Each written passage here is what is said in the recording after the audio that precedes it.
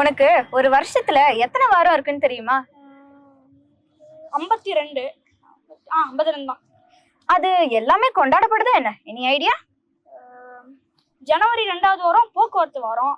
அப்பதான் எங்க ஸ்கூல்ல என்னது இந்த கொண்டாட்டம்லாம் நடந்துச்சு.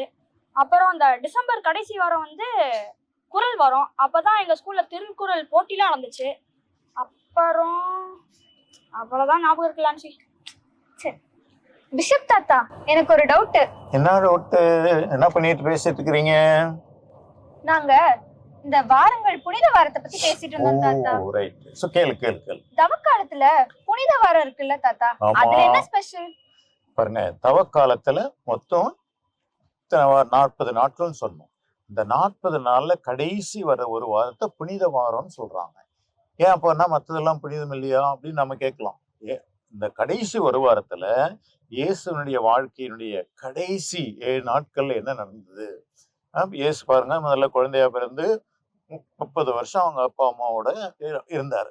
அப்புறம் 3 வருஷம் ஊரெல்லாம் போய் போதனை பண்ணிட்டு இருந்தாரு. அப்புறம் கடைசியில யூதர்களால அரெஸ்ட் பண்ணப்பட்டு அவருக்கு வந்து சாவு தண்டனை கொடுக்குறாங்க.